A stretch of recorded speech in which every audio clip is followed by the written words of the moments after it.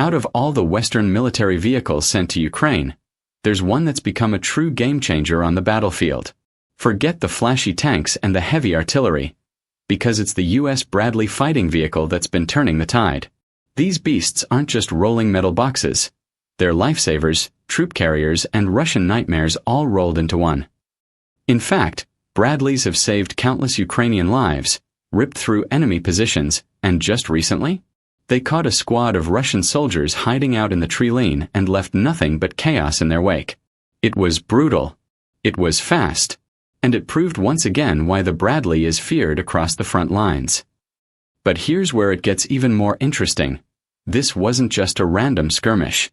The battle took place in a tiny village called Vorone. At first glance, Vorone looks like nothing. Just one road, a few houses, farmland all around. So why is Russia so desperate to take it? And why did Ukraine unleash the Bradley right there, right then? Backhand index pointing right, stick with me, because once you see the bigger picture, you'll understand why Vorone might just be the spark for something much larger in this war. Now, let's talk about Vorone, the tiny village that suddenly became the center of the storm. On the map, it looks like nothing more than a dot. One road, a handful of buildings, farmland as far as the eye can see. You'd probably drive through it in 5 minutes and never think twice. But here's the catch. Vorone sits in the Dnipropetrovsk region, just beyond Donetsk. And that makes it huge. Why? Because Russia already controls most of Donetsk, about 70%. If they push past that line into Dnipro territory, it means Putin's not just after his original targets anymore. He's expanding the battlefield. Remember, at the start of the war, Putin laid out 4 goals: Donetsk, Luhansk, Zaporizhia, and Kherson. Dnipro wasn't on the list. But fast forward to now, and Russian troops are marching into new areas, proving that the Kremlin's real plan might be much bigger than anyone thought. So when Ukraine rolled Bradleys into Vorone, they weren't just protecting farmland, they were protecting the next line of defense against a Russian push deeper into the country. Backhand index pointing right, and here's the twist. Putin himself just came out and admitted something that changes the entire game. What he said will explain exactly why these small villages matter so much. Let's break that down. Here's where things get chilling. At the St. Petersburg International Economic Forum, Putin didn't just talk strategy. He said the quiet part out loud. His words: "All of Ukraine is ours. Wherever a Russian soldier sets foot is ours." Let that sink in. This isn't about Donetsk anymore. It's not just about Kherson or Luhansk either. Putin is openly claiming the entire nation of Ukraine as Russian territory. That means every city, every village, every stretch of land, no matter how small, suddenly has massive importance. Think about Vorone again. On its own, it's just a farming village. But under Putin's new rulebook, it's a stepping stone in his quest to erase Ukraine from the map. That's why Russian troops are storming places like this, and it's why Ukraine is throwing everything, including their Bradleys, into the fight. And here's the kicker. Military experts say taking over all of Ukraine could take Russia decades. Decades. Yet that hasn't slowed Putin down one bit. He's still sending troops forward, burning through lives and equipment, just to prove his point. Backhand index pointing right, so the big question is, when Russia claimed it captured Vorone, did they really think Ukraine's elite forces would just let that stand? What happened next turned into one of the most embarrassing Russian retreats yet. Not long ago, Russia's 5th Tank Brigade came out bragging. They claimed they had captured Vorone. They even announced it publicly, like the village was theirs for good. But here's the reality. They seriously underestimated one of Ukraine's toughest fighting units, the 225th Separate Assault Regiment. If you've never heard of the 225th before, think of them as Ukraine's shock troops. This isn't some untested unit. These guys have been in the thick of it since the very start.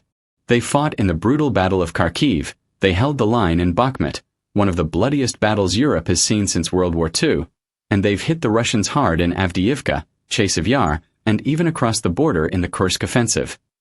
Even Russian state TV has admitted the 225th is elite. They've captured Russian commanders, run successful ambushes, and they're equipped with some of the best Western gear on the ground. So when Russia rolled into Vorone and planted their flag, it was only a matter of time before the 225th showed up to rip it right back out. And that's exactly what happened. Within hours of Russia claiming victory, a video surfaced showing the truth. Ukraine's Bradleys rolling into town, ready to unleash chaos.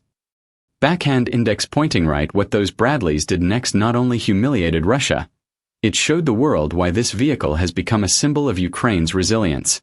Let's break down the firefight. The video tells the story better than any press release ever could. Two Bradleys, side by side, rumbling down Vorone's main road.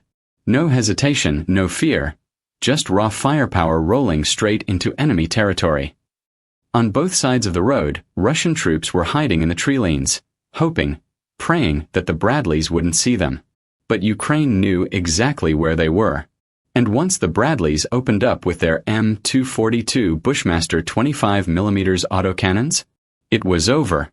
We're talking 200 rounds a minute, accurate out to 2,000 meters. At that range, the Russians didn't stand a chance. In the middle of the chaos, one explosion went off near a Bradley. Maybe an RPG, maybe a drone strike, but it barely scratched the paint. The Bradleys shrugged it off like nothing. Meanwhile, Russian soldiers had no armor, no heavy weapons, and nowhere to run. It was point-blank destruction. We may never know exactly how many didn't make it out of that tree lane, but one thing is certain. Russia's claim of controlling Vorone vanished the second those Bradleys rolled through.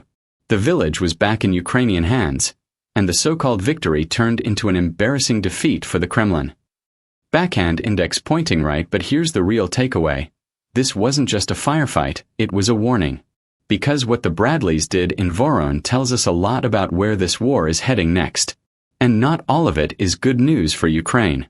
That short video of the Bradleys in Vorone says a lot, and not all of it is good. Let's start with the bad news.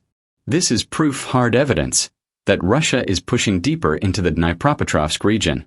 Up until now, Ukraine focused its toughest defenses on the usual hotspots: Donetsk, Luhansk, Zaporizhia, and Kherson. But now, Kiev has to stretch its forces even thinner, defending an entirely new front line. In fact, on August 26th, Ukraine's own general staff posted on Facebook, confirming heavy fighting near the Dnipropetrovsk border. They said Russia is throwing wave after wave of troops at villages like Zaporozhye and Novogeorgievka, but Ukraine is holding the line, inflicting huge losses every day. Still, the pressure is real. Russia wants a breakthrough here, and Vorone shows just how serious they are. Now the good news. That same video also shows something else. Russia's troops were completely outmatched. Apart from one weak drone or RPG strike, they had nothing that could stop a 33-ton Bradley. No anti-tank missiles, no backup armor, no artillery support. Just foot soldiers hiding in the trees, and that's becoming a pattern across the entire front. So yes, Russia is advancing, but they're doing it with poorly equipped squads, thrown into fights they can't possibly win. That's why, despite the massive losses, Putin keeps pushing. He's betting brute force will eventually break Ukraine's defenses. The question is, will it? Backhand index pointing right. To understand that, we need to zoom out and look at the bigger picture. Russia's wider strategy, and why it may be on the verge of collapsing under its own weight. So, what's Russia really doing here? On paper, it looks simple. Open a new front in Dnipropetrovsk, force Ukraine to spread its defenses thin, and slowly grind them down. But here's the problem. Russia doesn't have the tools to make that plan actually work. Let's start with manpower. Yes, Russia has more soldiers than Ukraine, but quantity isn't the same as quality. Many of these troops are conscripts with minimal training, rushed into battle after just a few weeks. They're being asked to storm fortified Ukrainian positions with little more than rifles, while Ukraine counters with NATO-trained brigades and Western armor. Then there's logistics. Every new front Russia opens stretches its supply lines thinner. Fuel, ammo, spare parts. All of it has to move across dangerous roads that Ukrainian drones and artillery are constantly targeting. The further Russia pushes, the more fragile those supply chains become. And finally, morale. Videos from the front show Russian units complaining about being abandoned without food or proper weapons. Some have even recorded appeals begging the Kremlin for help. Compare that to Ukrainian troops, who, despite heavy losses, are fighting for their own homes, their families, their survival. That motivation makes a difference when the bullets start flying. So yes, Russia's strategy is aggressive. But aggressive doesn't mean effective. And if their plan is to just throw bodies at Ukraine until something cracks, they might be running out of time. Backhand index pointing right, because while Russia is straining to keep momentum, Ukraine is getting smarter, deadlier, and more coordinated every week. And nowhere is that clearer than in how Ukraine is using Western-supplied weapons to turn the tide. If there's one thing the battle for Vorone made crystal clear, it's this: Western support is keeping Ukraine alive and keeping Russia on the back foot. Take the Bradley fighting vehicle. The U.S. has sent more than 180 of them to Ukraine. These aren't just transports, they're mobile fortresses with firepower that can shred Russian infantry, chew through light armor, and survive hits that would obliterate a Soviet-era BMP. In Vorone, those Bradleys weren't just driving, they were hunting. And the Bradleys are only part of the picture. Ukraine now fields German Leopards, American HIMARS, British Storm Shadow missiles, and the latest batches of artillery shells from across Europe. All of this gear adds up to a battlefield where Russia can't just steamroll forward the way it hoped. Every advance is met with precision strikes, ambushes, and counterattacks that cost Moscow dearly. But here's the key: Western gear only works if it's paired with Western training. And over the last 2 years, thousands of Ukrainian soldiers have trained in NATO countries, learning tactics that go far beyond Soviet-style warfare.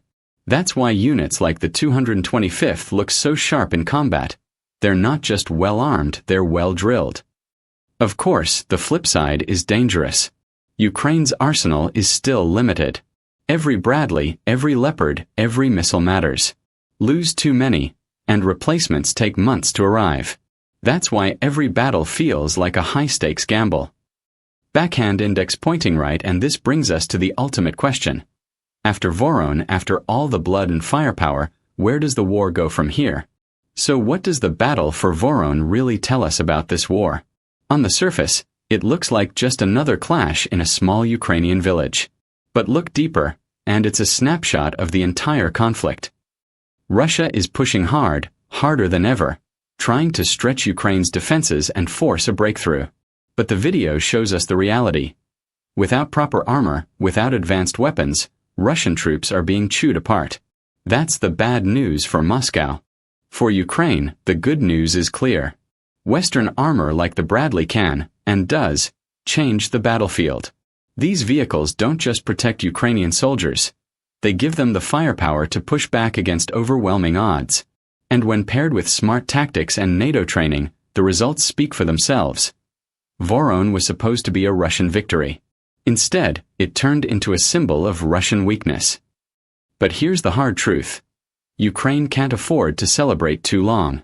Every win costs men, ammo, and machines that are hard to replace. And Russia, despite its failures, still has sheer numbers on its side. This war isn't ending tomorrow, and both sides know it. The real battle ahead isn't just on the front lines.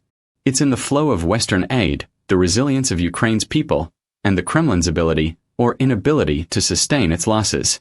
Vorone is just one village, but it's a warning sign of bigger clashes still to come. Backhand index pointing right, and as always, we'll be here breaking it down for you. So don't forget to hit that subscribe button, because the next battle could change everything.